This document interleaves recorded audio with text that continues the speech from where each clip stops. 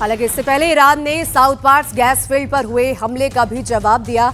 Iran ने middle east के देशों के तेल और गैस फील्ड पर हमले किए थे और अब ईरान ने इजराइल की रिफाइनरी को भी निशाना बनाया, उसे टारगेट कर हमला किया। ईरान ने इजराइल के अहम ऊर्जा ठिकाने पर बड़ा हमला किया है। ईरान ने बैलिस्टिक मिसाइल से इजराइल के हाइफा शहर में ऑयल रिफाइनरी कॉम्प्लेक्स पर निशाना साधा। इसके साथ ही अशदोद रिफाइनरी पर सटीक मिसाइलों से हमला किया गया। यह हमला इतना भीषण था कि इजराइल का एयर डिफेंस सिस्टम भी नाकाम नहीं कर पाया। हमले के बाद रिफाइनरी में आग लग गई, जिसे बुझाने के लिए फायर ब्रिगेड और रेस्क्यू टीमें जुट गई। हालांकि फिलहाल इस हमले में किसी के हताहत होने की खबर अभी सामने नहीं आई है।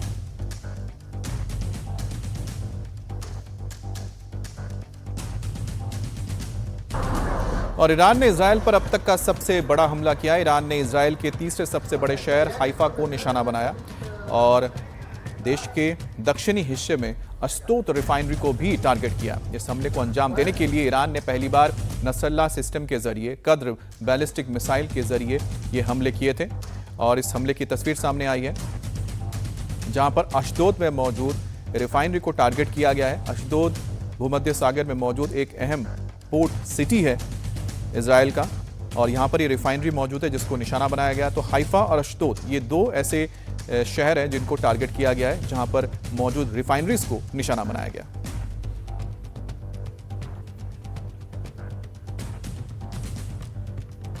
और आइए अब आपको बताते हैं हाइफा रिफाइनरी इजराइल के लिए कितनी अहम है। हाइफा रिफाइनरी इजराइल की ऊर्जा का सबसे बड़ा केंद्र है। यहाँ ईंधन और केमिकल प्रोडक्शन होता है। हाइफा रिफाइनरी इजराइल की घरेलू ईंधन की करीब 50% से 60% सप्लाई को पूरी करता है। इस पर हमले से इजराइल की ऊर्जा आपूर्ति, उद्योग, सैन्य लॉजिस्टिक्स पर भी असर पड़ सकता है, जो कि बहुत बड़ा इजराइल के लिए झटका भी है। और Haifa port Bharat Israel trade में अहम कड़ी है। भारत इजराइल के ऊर्जा, पोर्ट और इंफ्रास्ट्रक्चर में बड़ा सहयोग है। इजराइल के साथ रणनीतिक रूप से हाइफा पोर्ट भारत के लिए अहम भी हो जाता है, क्योंकि भारत का इसमें निवेश भी है। तो भारतीय कंपनी यहाँ पर हाइफा पोर्ट का हिस्सेदार है और लगातार भारत की कोशिश है कि जो आईमैक यानी कि India middle east economic Europe economic corridor बनना है, उसका रास्ता हाइफा से होते हुए ही जाना है। तो ऐसे में भारत के लिए बहुत ही अहम ये पोर्ट माना जाता है।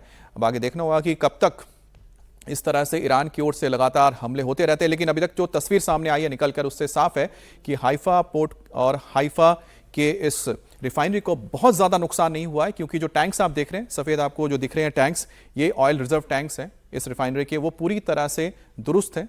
और पीछे जो धुआं उठता हुआ आपको काला धुआं दिख रहा है, इसका मतलब साफ है कि जो आग लगी थी उसको बुझा दिया गया, इस वजह से काला धुआं उठता हुआ दिख रहा है। अगर इसमें आग लगी होती, क्योंकि पेट्रोल केमिकल जो भी होता है ज्वलनशील पदार्थ है, उसमें से तेज आग की लपटें उठती, वो नहीं उठती हुई दिख रही है, यानी कि वक्त रहते इस आग को बुझा दिया गया है।